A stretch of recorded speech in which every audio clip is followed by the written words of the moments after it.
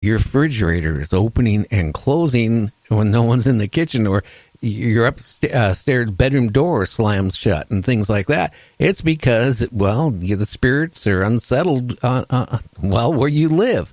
Your house might not be haunted, but the property that it's on could be. You are exactly right. I've had so many people over the years say, I can't understand, my house can't be haunted, it's brand new.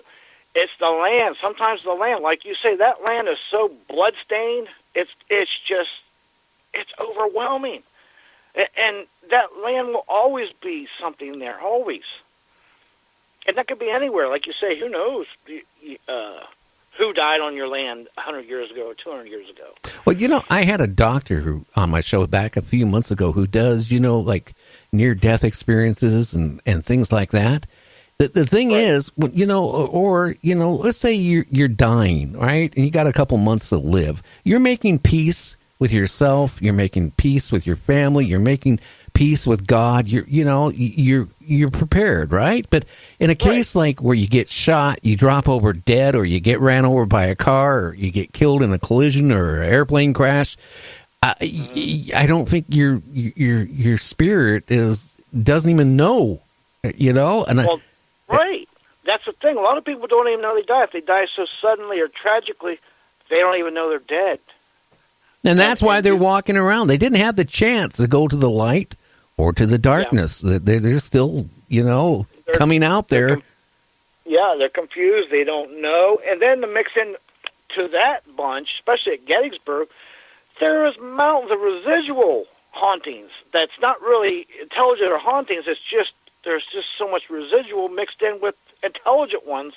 It's like a circus of just, I don't know what you want to call it, especially out in the woods and the fields there. It's just, where people died. It's just incredible.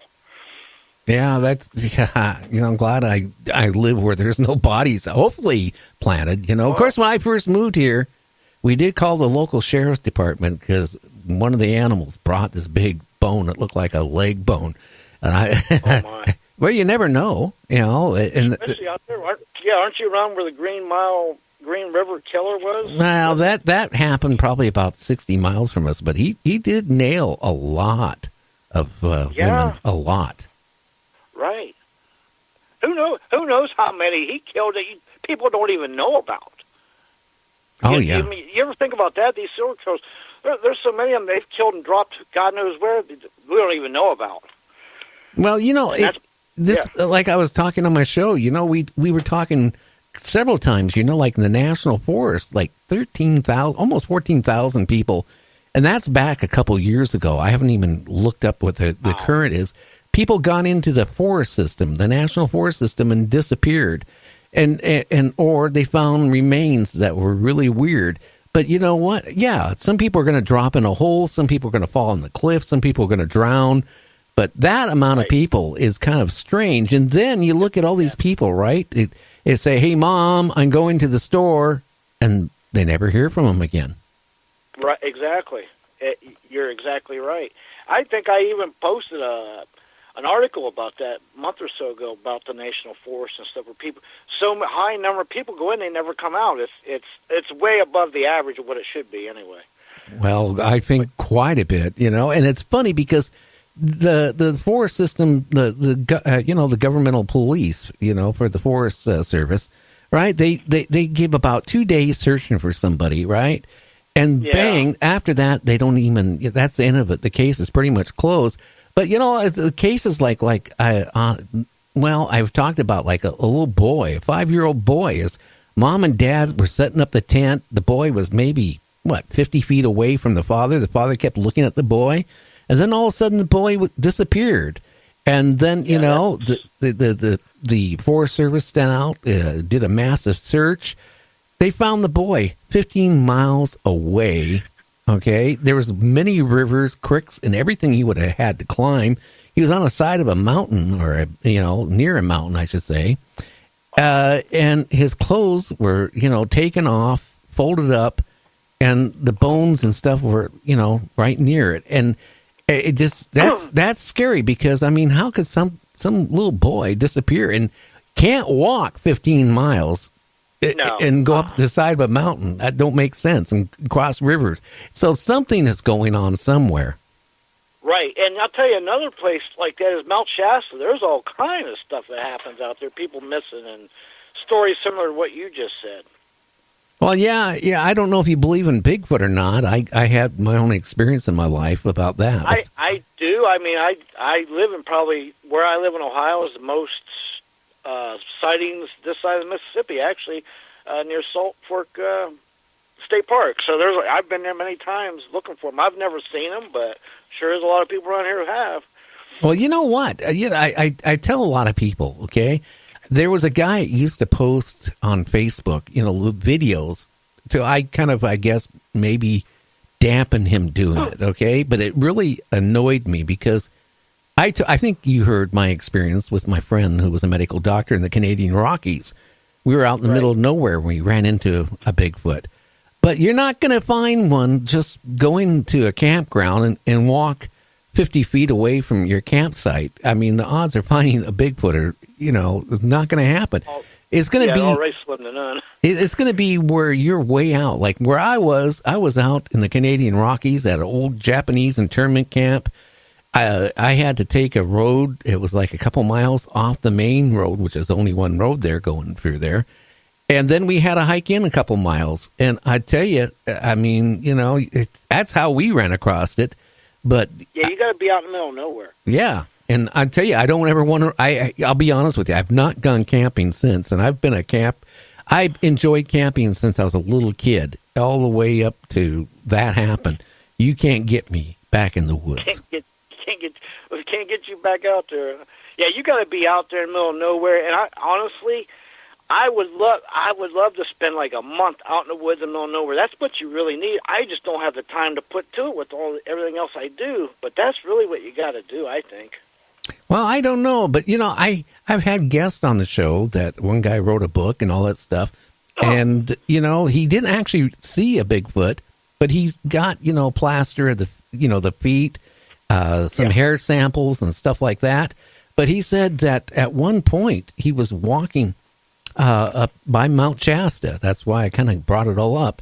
Oh, I see. Okay, that he it was no animal right next to him, right? But then he turned around for some reason, and here was an animal with its head tore off, like 6 feet away from him. Oh, my. That was like a warning, I would say. That's what he got the impression. Yeah, I would take that as a warning. If you're walking, and then you turn around and there's a dead animal's head or headless body, that would be a first ticket to me to say it's time to get on move. Yeah, but the thing is, it was a fresh kill because he said the blood was just still, coming out of it. Oh my goodness. The head was just like tore off of the body. Yeah, that was definitely a warning, I would say. Well, it'd be a good warning for me, but I mean, that's what I'm saying. The paranormal, James, so many different things on it. It's so rich. And you know what? Who's to say that some of these Bigfoot haven't grabbed a kid or something that's maybe, I'm not saying they're to blame for all that or any of it, but I'm just saying it's got to be a possibility that maybe one or two rogue ones or angry ones took a human for, a wrong way. Maybe it was mating season. Who knows? And did something to them and they disappear. I mean, it's a possibility. If there's Bigfoot, then that's got to be a possibility. Well, I would think. Some of my members of my family married into 2 Indian tribes. And I did have talks a while back with one of the medicine woman. They don't have a medicine man in their tribe, but they got a medicine woman.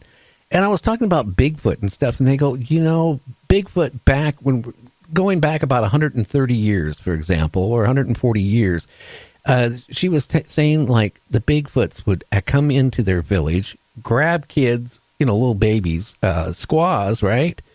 Yeah. And run off with them, and then they would find the bones. I heard about that. I even heard the story that they had the tribe, back when you're saying 150 years ago or whatever, they actually had a war with them because they was coming and getting their people or kids and eating them. That's what I was saying. And I don't know how true that was, but they had a war and some kind of agreement or something. I don't know. But I did hear that story similar to that anyway. No, I don't know. So maybe if there's local Bigfoot, like in our area here, maybe they come to accept humans and stuff like that. But you get like where I was out in the Canadian Rockies, for example, way out in the middle of nowhere. I don't think they would. The thing that frustrates me is some of these Bigfoot hunters that never even seen a Bigfoot in their life, right? Right. After I, talked about my experience, basically called me a liar. And I said, you know what? Unless you've seen one and gone through what I went through, my friend who's a medical doctor at that time just got done doing his internship, just opened up a practice or got the practice ready to open when he came back from our road trip. And I tell you, the people who say that they're warm, fuzzy, and nice creatures and generate orbs, I don't know what to tell you because that's not the experience I had. Right. And here's the thing, just like any other biological entity, there is diseases or anything or mental illness that could make them more wild or rogue. Who knows? We don't know. We don't know. Called inbreeding. The possibilities are there. Inbreeding. There you go. You know what? That is a fabulous point because here's the thing. There can't be too many of them, so the apple can't fall far from the tree, so to speak, because it's not like there's cities of them. So, yeah, there's got to be some inbreeding, which could cause some mental things, I would think, with the brain. It's a possibility. I'm not saying that's what it is, or if it did happen, I'm saying it's a possibility. That's all. Well, what can I say? Like I said, I'd rather live where there. I do have 2 acres of cedar trees. I'm about the only one now where I live. It has many, that much property left. It's not been logged out. But I got, raccoons and squirrels and things like that. I'm happy with those. No Bigfoot, thank God. Now. I was mentioning about doing an hour. You want to do about another half an hour? My throat is starting to loosen up.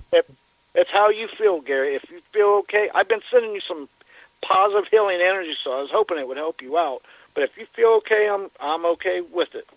Yeah. Hey, I also want to do. I got 3 different chat sites up. One for speaker, one from my server, and one from iHeartRadio. And people are messaging me. Karen Banks is out there listening tonight. I just wanted to do a shout out to Karen.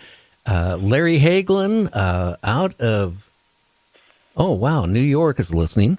And I just want to say, shout out to him and shout out to all the truckers that will be listening to our show. They download it and then play it later. Now, if a person wants to get into ghost hunting, never done it before, okay, right, and they don't want to take my advice that you should actually join a group. If not, join a group, hang around and learn a little bit for safety-wise. What does the person need to do to become a ghost hunter? What type of equipment do they need? What type of protection do they need? And how do they go out and find, spirits? Okay, first of all, the first thing, they need to search in their self and really, this is it's not something that's a hobby or it's fun and games. There's a lot of dangers to these things. It's got to be something that they should read all they can read, all the facts, the good, the bad, the ugly, all of it. Read all you can take in.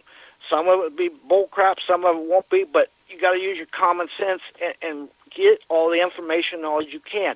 And if you can find somebody that has been investigating for, got some experience, been doing it a while, ask them questions. See if you can be a guest investigator. Just follow along and watch even, just to learn, to watch, and try to pick up things. Because to do it, there's nothing, you can only read so much and thing, but boots on the ground and doing it is excellent training, but you got to just don't go in and do it. Find somebody that's reputable, that's got plenty of experience, and talk to them, pick their brain, and schmooze them a little bit. Get friends with them. Maybe you can go guest investigate with them just to follow along even. And even if you're not even investigating, protection is a must. Your guest the other night, I got to agree totally. I verbatim what he said. Whatever your religion is, whatever your belief is, you go with that. Use your protection, whatever it may be, always, before, during, and after. You don't want nothing coming home with you. You don't want nothing attaching to you. And you got to do these things. You got to be vigilant. You got to be on the ball. You can't drop